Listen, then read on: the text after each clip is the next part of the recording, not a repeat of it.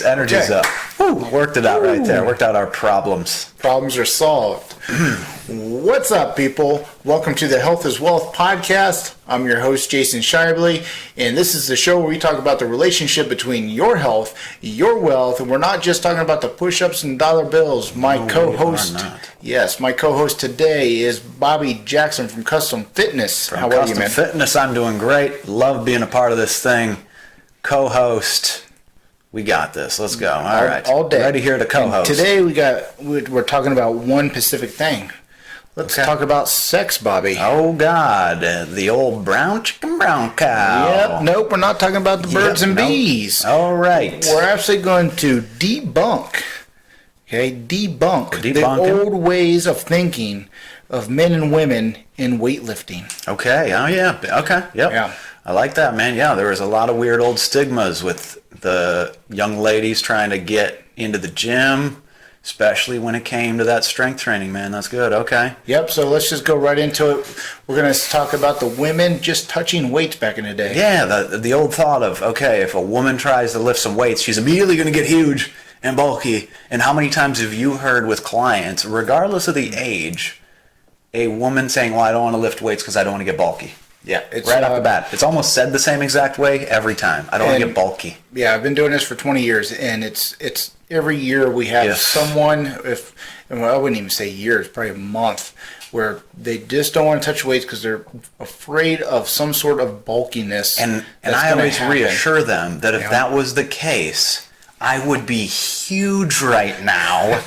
And it just ain't happening. Yeah. And let's jump into that. If you guys are listening to this podcast and not watching this stuff, Bobby is not huge. I'm not huge. Not huge. Very tall, slender. Yeah. Not almost like slender. If we're ranking out builds, it's going to be Jason, the 2 microphone stands, and then me. That is so true. Yeah. And we're just talking about his shoulders. Yeah, we're just talking about the overall width right here. That's it. So anyway, let's talk even more about that. So what goes into that muscle building? So, don't get us wrong. There's plenty of women out there who can build a phenomenal amount of muscle. Yeah, there's no doubt about that. Yeah, but this conversation isn't about the hormones of men or women. And in order to build that significant amount of muscle, it certainly does also require strength training. So there is relation there. However, the level of strength training that you need on top of an incredible amount of calories, protein, there's different hormone levels that really help to build and maintain that muscle mass. Yeah. All those things need to be just perfect in order to build that huge foundation of muscle that most women and in fact most men don't even have naturally. And so that's where we're not really at that big of a risk of making these women huge just by doing some fundamental strength training. Yeah, so it doesn't matter. That's where the myth and the debunking comes from. Is the old ways are over. Yeah. And science has proven us right as trainers, where strength training can come in multiple different fashions. And for people that want to be slender, when there's a man that actually wants to bulk up for a specific reason, or right there in the middle and you just want strength so you can go grocery shopping and put something over your head. Yeah, and that's kind of it too. It's also should be about strengthening our body evenly too. It's not that we're not trying to build up and just get huge arms. Yeah, and that's where we're not just trying to get a huge chest. It's that let's just keep everything evenly worked. Strength training also happens to be a great tool for overall calorie burning as well. Yeah. So with the nutrition on point and working everything evenly, we don't have to just obliterate 1 or 2 muscle groups. The more muscles we get engaged in a single workout, we're actually less likely to build overall too. I mean, what the standard bodybuilding practices, right? Mm-hmm. It's only a couple different muscle groups, maybe even 1 per workout, and you just beat the hell out of it. Well, I think that's where the myth comes from too, is because a lot of the trainers, when we first started calling ourselves instructors and then added in personal trainers onto our profession, it was all bodybuilders giving information. And I think that's where the women that were getting trained and getting information and reading the articles years ago was there was bodybuilders giving this information. and what they were trying to teach was right for what they do, but not for general health purposes. And science over the last 30 to 40 years has proven that to how we discuss these things now with our clients. And for me, in fitness prosperity business, it's all about that fitness aging process, where strength training is one of our number one strategies to actually keep that bone density strength. Oh yeah. Oh, and that's huge. Definitely with the bone density, you have to put weighted stress, some sort of load over the body, and that body's reaction then is to increase the density to the bones because it thinks it's okay. We're going to keep doing this. Your body's going to keep going through it, and our bodies are a hell of a lot smarter than we are. And they're going to make that adjustment, and that's that increase in bone density. So yeah, that's especially in aging population, especially in aging women's population, very, very important to start getting that strength training in. Yeah, and it's not it's the aging of the bones and muscles. It's not the number over your head. It's not the 40, 50, 60, 70-year-old people. We're talking about someone that's really brittle from a very young age. Their bones might be aging faster than someone in their 40s. So it's not just an elderly conversation we're having when it comes to the strength and bone density issues. It might be someone coming right out of high school that just needs that based on their genetic consign and their genetic makeup. Yeah. And then that's what we're going to go into now is the body types is what really is the important thing to take over. Yeah. So there's three body types. So for me, I'm an ectomorph. So that's where I am taller, I'm thinner. It's a little bit, I don't want to say more difficult for me to put on muscle tissue.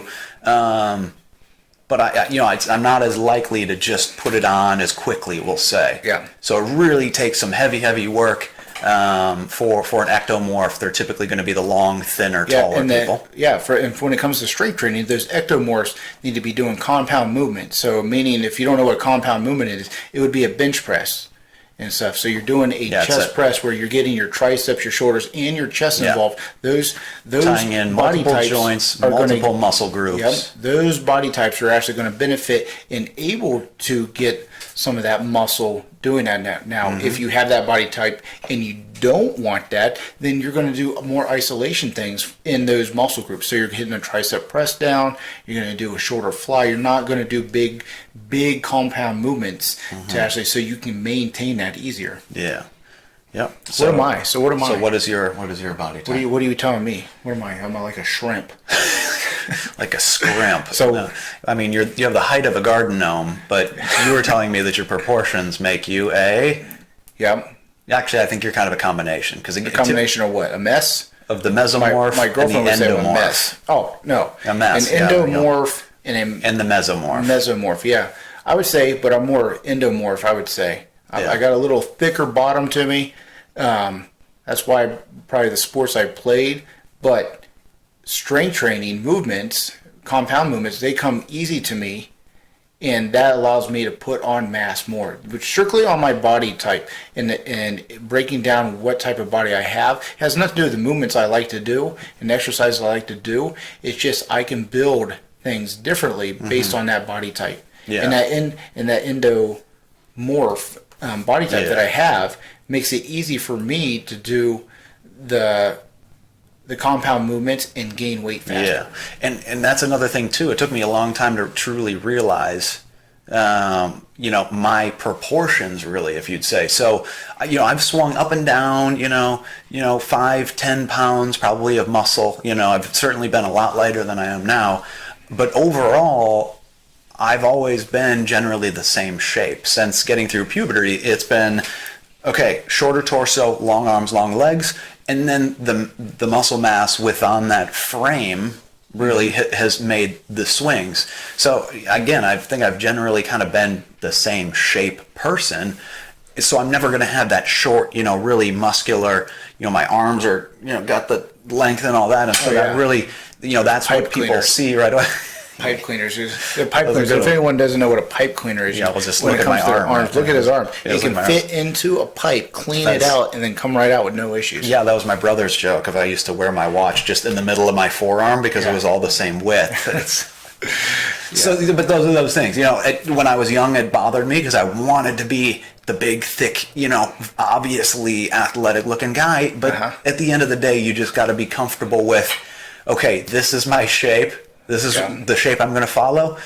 I can swing it, up and down depending on how good I'm doing with my workouts and my nutrition. I have to be careful. I put, fat around the waistline a lot quicker just because my arms and legs are so naturally thin. And it's just be comfortable with, okay, what can my body do?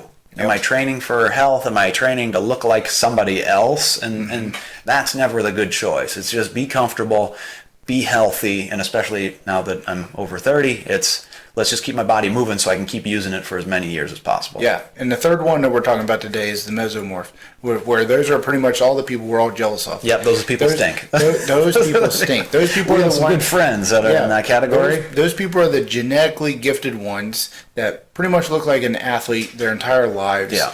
They don't put the same effort in that the other two body types have to, but they just look out great. Now, the biggest thing is when it comes to conditioning purposes, their aerobic issues are pretty weak and stuff because they have a fast type 2 muscle fiber. It's just fast twitch all the time. But the thing is, they can get away with doing a couple curls and just a couple sit-ups and hit a couple squats, and legs built out. And then looking at the mirror and their legs grow and they still have the definition in their calves and stuff, and they move on for the day. Versus the other two body types, they got to work pretty hard to get the outcome that they want. Yeah, that was something that I noticed too. I was able to build some decent strength. Not along with a whole lot of muscle tissue. But then when I get very well conditioned, I had a slight advantage over somebody who carried a lot more muscle mass and tissue because it takes a lot more energy to be moving that around in sports. So that, it's all about, the balance game again, and just training as best you can. Yeah. So now that we've talked about the three types, let's go back to debunking it for men and women on. Okay, well, if I haven't started an exercise program, how do I know what type I am? If they might be way out of shape, overweight, or they might be thinking I'm way underweight. How do they know? Are they going to have to jump into a program for a while to actually see where their body naturally adjusts to see what body type it is? So what movements? What's the normal assessments you usually do with people? Yeah, mine. Number one is going to be just movement assessment. Make sure we don't have any issues there. Just make sure mobility is right, along with a little bit of flexibility. But then it's going to be starting to build through strength training and make sure we're working well-roundedly, making sure we don't have any major muscular imbalances around the shoulder joint and the hip joint first, see what the rest of the legs are doing, start dialing in the core and all those other things. That's always number one tool. So the funniest part about that biggest, thing that we needed to debunk, that old saying of that women will just get all bulky in the gym, that is so far from the truth. And in fact, that should be the number one thing anybody's program starts with. And it's not we're lifting crazy till our nose bleeds and throwing around big weight and barking at each other. It's just start to get these muscles activated, start to break them down, get a little rebuild. They're not naturally going to get huge all of a sudden. Not only does that jumpstart the calorie burning, but that's also going to start to show us then, once we start to uncover more of that body, give us a better idea of what body type we are, and then more areas of what we need to work on. Yeah, most of the confusion is it's either they start seeing a little definition, and we haven't explained as trainers, not necessarily you or me, but other trainers haven't explained enough what type of body type they have at the beginning, so they're confused that the weight training is going to make them bigger than what they already are. Or the strength training, I should say, because that's what we're talking about. But they see a little definition just naturally, and they haven't changed their clothes all of a sudden, and they're like, no, I look bigger in my pictures. I'm like, I promise you're not. And because we do assessments on all of our people, and we do measurements, and we show them, we prove them with those assessments that you've lost 4 inches on your upper body. You're just more defined. And then that's when I usually break.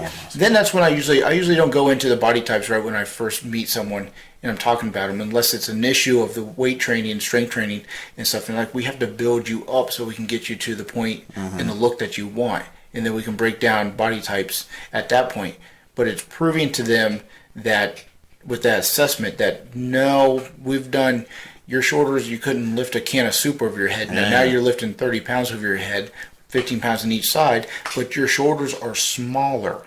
the overall frame of your body is smaller, so you're actually getting into it. And it's not necessarily, when we break down the body types, it's not actually a height thing. It can be the length of your torso too. It doesn't have to be proportions. Six people are always in one body type. It's not necessarily true, because sports have proven us lately, and that's going down a different road when it comes to nutrition and how we go about that in science. But not all six people play basketball. There's also thicker people that are 6'6" now too. Yeah, they are exactly right. It's not just always tall or short. It's just the proportions and the general shape that you'll take, regardless of the total weight. But yeah, you brought up a really good point with the idea that, okay, because we're toning and we're exposing more muscle, it's that illusion, especially women that come to us at Custom Fitness with, I want to tone the arms up. Yeah. It's always a big one. That starts at a very young age, and it's okay. I want to keep as the first thing in the photo. I get my little 3/4 turn in, and then we got to have, that nice toned up arm. Yeah. And they've come with, okay, well, my arm looks a little bit bigger. And then we hit it with the measuring tape. Now you actually lost 2 inches, but we got the toning done with what you thought, and that gets that nice athletic looking arm. And then that's what you hit there, and that kind of goes with the debunking thing, because where does this come from? Where does this mindset come from?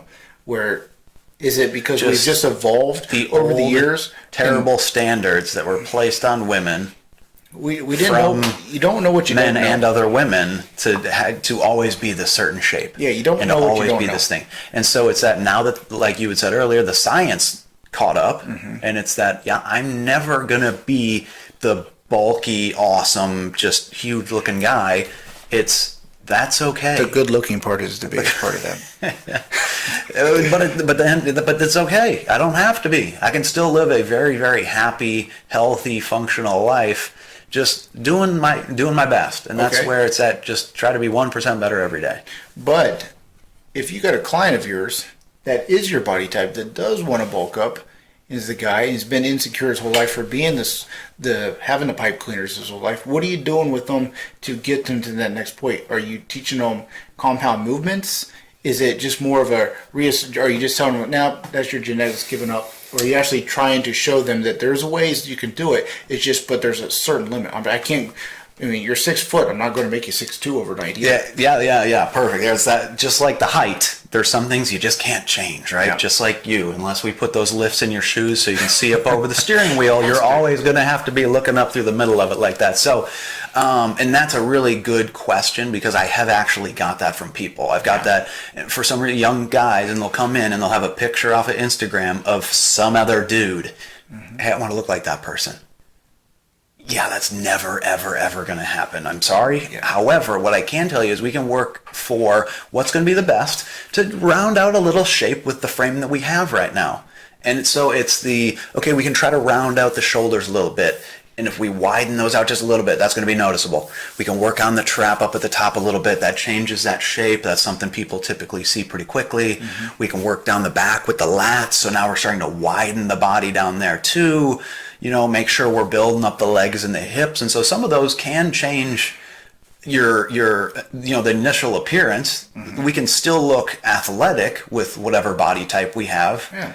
And so it's just, again, doing the best with what we have available to us. Well, yeah, that's always what. Do you agree or not? No, I agree. But the biggest, I always try to tell people, my best example for what you want to look at is especially when it comes to our strength training and body types, if you want to look a certain way, you have to do that same sport. So if you bring in a picture to me, like you just said, you're going to have to do what that person did to your best abilities for a period of time, whether it's months or years at a time, and then you can get there. But I'm not going to make you taller. You're not going to make me taller. No, except for when I pick you up and we put you on that shelf. Well, not with those pineapple arms. Pineapple arms. They're extra scaly. No, hooked you up right there. Alley-ooped you on that job. Alley-ooped. Alley-ooped it. Alley-ooped it. Alley-ooped. But it's okay. So we can make you long and lean, but give me an example of an athlete that you want to look like. We can train that way. Swimmers don't train like football players. Football players don't train like triathletes. But damn, man, you brought up another really good point on when you see these very, very high-level athletes in certain sports, especially individual sports, because obviously on a football field, you get a little bit of everybody of every different shape. Now, you could narrow it down to the position they play, but it's even easier to say, let's look at the best swimmers in the world. Yep. Let's look at the best volleyball players in the world, soccer players in the world. They tend to take a certain shape. Yep. They are actually already working within a certain body type that they've then fine-tuned. So for some people, unfortunately, that can be some tough news. We've worked with some younger, let's say, tennis players, and especially for men. You get the top, 100 tennis athletes, and they're probably all within a couple inches of height. Yep. 5 pounds of body weight. I mean, they really take that same shape, and it's just because you're performing with roughly the same size racket. Everybody's hitting the same size ball. Yep. Everybody's on the same size court. Yep. You got to make reaction times because everybody's hitting about the same speed. And so it is interesting to see that, I'm just not going to make it in some sports. Yeah, but we're not trying to tell you not to discourage people. We're not trying to tell you to give up on the body that you dream of. It's just being more realistic with the cards we've been dealt. We're talking when you've put in all your max effort and you're not there yet. That's the biggest thing. So let's jump on this sports thing that I kind of put us towards. Yeah, we kind of spun off on that, but I really like that one. But this might be a whole nother episode. But LeBron James. Who's that? LeBron James, the basketball player. That? Yeah. Okay. Okay. Yeah, he was here last night. So shoot. Okay. Yeah. He was your old co-host. Yeah, old co-host. Yep. Yeah. He was a little taller than you. Yeah, that's right. Yeah. I heard that. He had the same little arms, but way bigger. Way bigger. Which is funny because we make a joke, but like proportion-wise, his arms are probably bigger around my head. But if you saw us both from a distance, we might actually look at the same shape, which is funny. You guys almost look like brothers in that distance. Yeah. But it's got to be really far away. But the biggest thing is LeBron James grew into a 6-foot frame when it comes to his body type, and society taught him to keep playing basketball, and he developed a skill set at that height for that sport. Okay. Is that true? I know you guys grew up in the same but the same neighborhood. thing. We both played football. Okay. Who? You and me, or you and Braun? Well, all of us. Okay. LeBron did, you did, I did. Yeah, I don't want to step on any of your personal stories with the Braun. Okay, but the same athlete, same sport.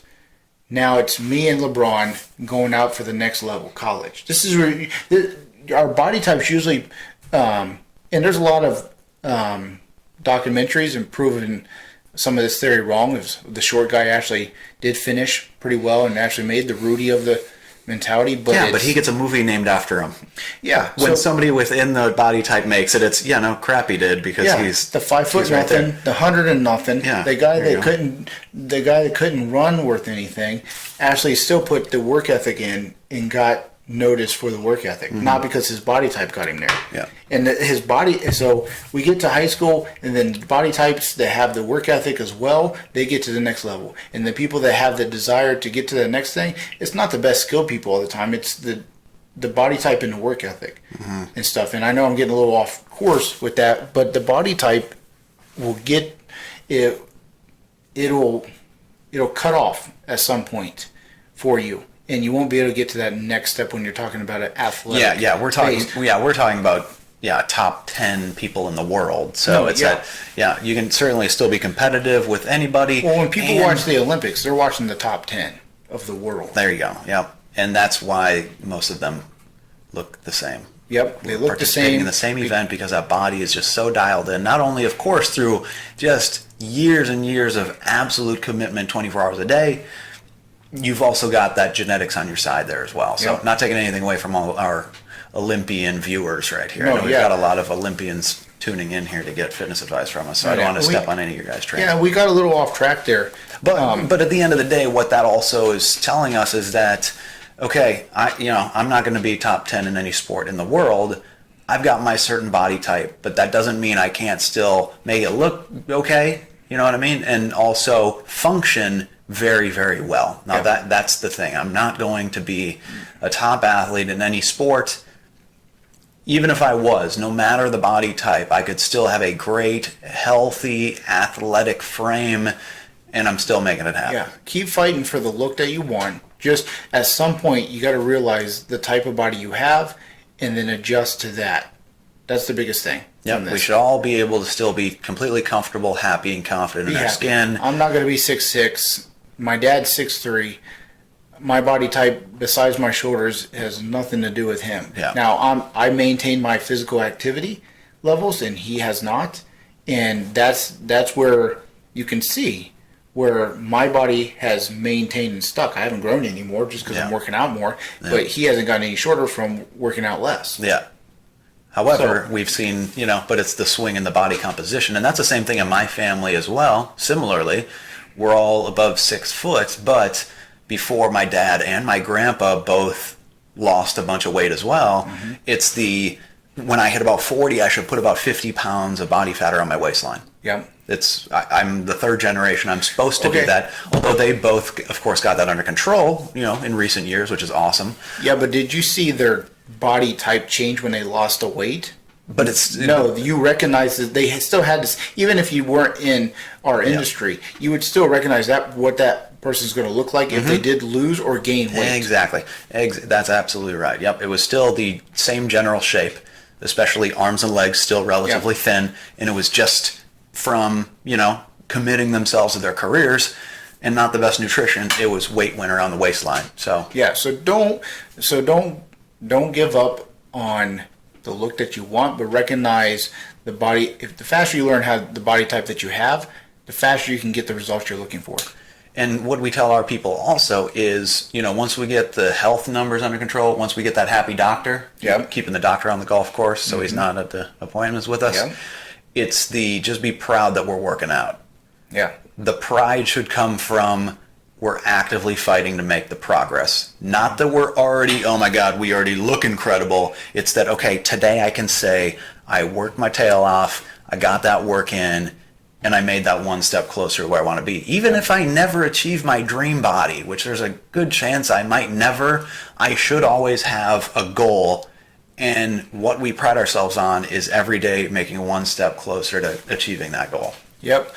So let's debunk the debunk. We're going to debunk what we just talked about. Double debunk it. So remember, it doesn't matter your body type. Just recognize your body type. Keep going after your goals. You can still get the six-pack. You have to once you recognize the body type that you have, and you either hire someone like us to actually get you there, we can teach you what works for that body type specifically. Yeah. Compound training for a certain group of people. It's going to be isolation training for the genetic, athletic-looking people and stuff, and everyone else in between is going to have to do everything all day and day. Yep, that's right. So just remember, don't give up. The body type matters, but it doesn't matter to the extent of what I always It shouldn't determine your happiness. It should just keep working, keep at it, keep building, keep making progress, and 1% better every day. Ladies and gentlemen, thank you so much for watching or listening to today's episode. We'd love if you leave a comment down below. Don't forget to give us a 5-star review, like us, share us, and follow all the guests from today's episode. And remember, if it was easy, it'd be damn cheesy.